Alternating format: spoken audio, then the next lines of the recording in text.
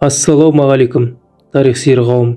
Бүгінгі әңгімеміз атақты Адай руы жайында және оның шығу тарихы.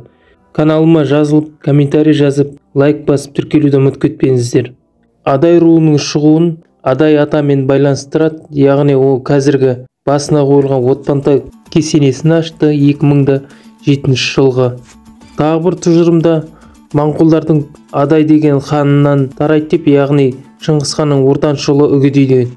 Бірақ ғалымдардың айтуы бойынша Жақсылық Сәбитовтың, яғни Алтын Орданың ханы Жәнібектің қолбасшысы болған және ақылшысы Алтшы татар деген моңғолдардың тайпаның басшысы Алау батырдан тараған деп айтады. Адайлар жайлы және көне жазбалар да бар. Соның бірі гректердің ғалымы Страбонның жазғаны, біздің заманымыздың бірінші ғасырларында скифтер жайлы, соның ішінде Каспий мен Арал теңіздің аралығында мекен еткен тайпаларды Дай деп айтқан. Және бұл тайпа жөнінде Авеста деген парсылардың жазбаларында кездескен. Соның ішінде Ксерекстің басында Дай тайпасы қанлылардың қол астында болған. Кейін батыс түрік қағанатының құрамына енеді. Түрік қағанаты тарағаннан кейін сарматтардың құрамына енеді. Ол Аралдан бастап Қара теңізге дейінгі аймақты алып жатқан. Осы Дай тайпаларын Адайлардың арғы атасы деп айтады. Аландар мен сарматтардың бірлестігі тарағаннан кейін Дай тайпасы Хазар қағанатының құрамына енеді. Хазар қағанаты күйрегеннен кейін моңғол шапқыншылығы басталып, Шыңғыс хан толығымен жаулап алғаннан кейін қазіргі қазақ даласын үлкен ұлы Жошыға береді. Бұл кездері Адай руы Еділ мен Каспий аралығындағы жерлерді жаулап бекіне басталады. Алтын Орда күйреп құлағаннан кейін Адай руы Ноғай ордасының ықпалды әрі ең сенімді руларының бірі болып құрамында болады. 16 ғасырдың екінші жартысында Ноғайлардың орыс князьдіктеріне бағына бастағанына көңілі толмаған Адайлар Қасым ханмен келіссөз жүргізіп, қазақтарға қосылуды шешеді. Кейін Қасымның ұлы Хақназарды қолдап, толығымен Адайлар қазақ хандығына көшеді. Бұл кездері Қанеке батырдың жұлдызы жанып, Қасым ханның қолбасшысы болып ең сенімді Ташкенттің әміршісі қылып кетеді Қасым, яғни жан-жақтан өзбектердің шапқыншылықтарына қарсы тұру үшін. Құдеке батыр сол Ташкенттің 60 км жердегі жерге жерленген. Әлі күнге дейін өзбектер ол жерді Құдеке қазақ батырдың моласы деп атайды. Оның ұлы да Қосайда ерлігімен, яғни түркмендермен және қалмақтармен арасындағы шапқыншылық кезіндегі ерлігі үшін бүкіл халық оны Ер Қосай деп атап өтті. Ал Қытай мен жоңғарлар шапқыншылығына аса көзге түскен Есек Мерген батырды Тәуке ханның басты сардары болған. Сол кезде қатты бағалаған Адай руын Тәуке хан Адай жауынгерлеріне жауға қарсы бірінші ұрысты бастауды және кейін қарай шегінген кезде жаудың шебін ұстап тұру үшін Адай руын бекітіп қойған.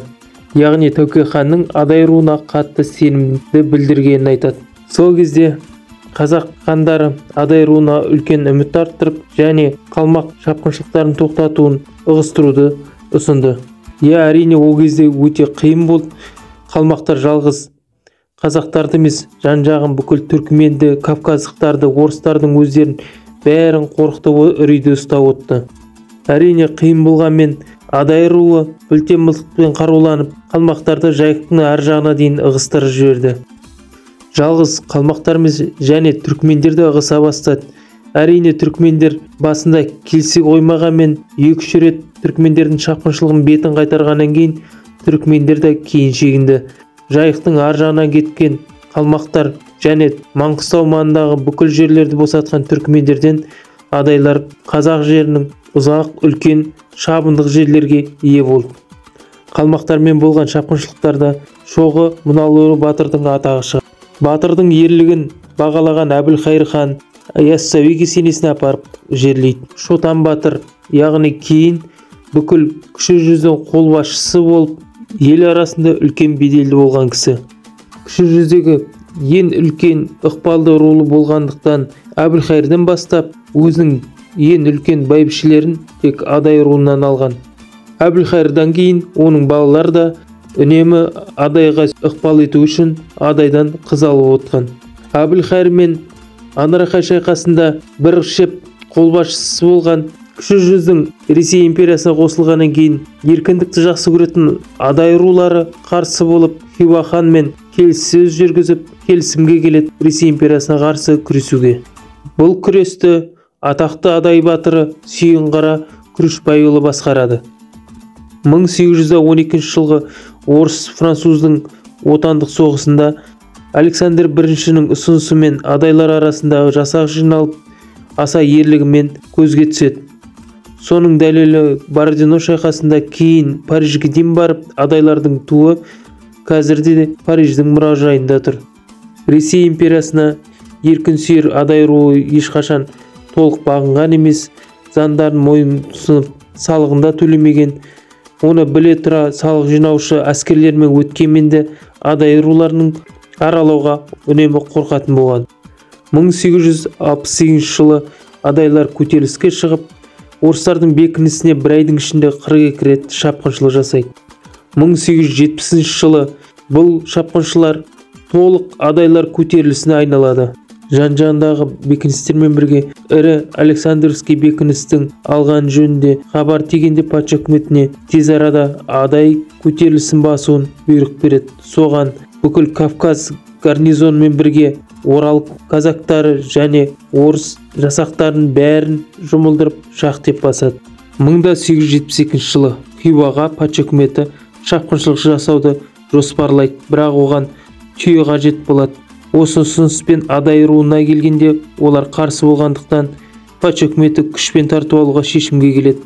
Сол әрекетінен адайлардың тағы да көтеріліске шығады. Сол жылы желтоқсан айында Хиуаны орыстар толығымен жаулап алғанмен, адай руынан сескеніп, олардың ұсынысына көнуге тура келеді. Яғни адай рулары өздерінің билері сұлтандарын тек қана өз руынан сайлап, ішкі мәселесін өздері еркімен шешетіндей. Бұдан бұрын ешқандай ру бұндай мәртебеге ие емес еді.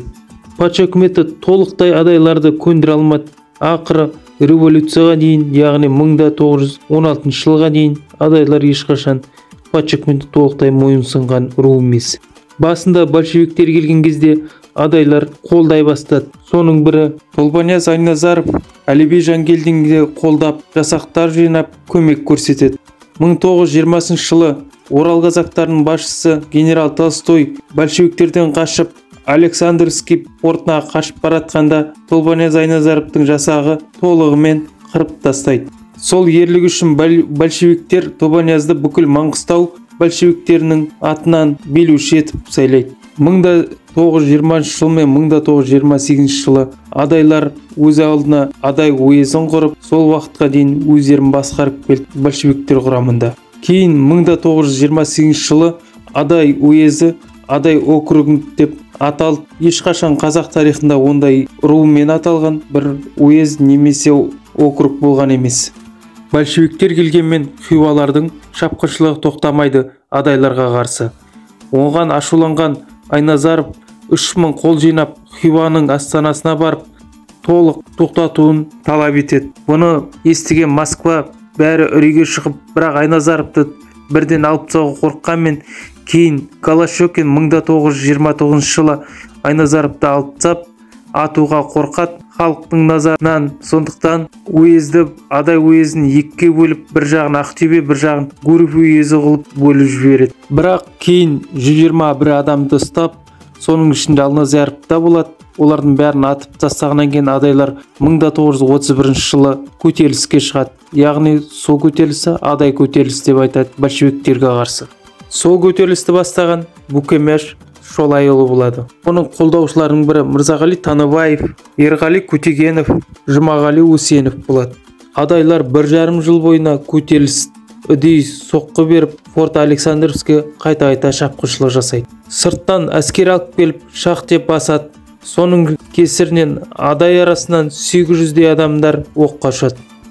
Бұл көтеріліс салдарынан көптеген адай ауылдары Өзбекстан, Түркменстан, Иран, Афғанстанға қашуға мәжбүр болады. Кейбір рулар кеткісі келмеген үстіртке тығылуға мәжбүр болады. Партия басшыларының арасында үстіртте өзі емін-еркін жүрген адайлар ауылдар бар екен білсе де білмеген сынды болып, оларды көшпенділер деп атады.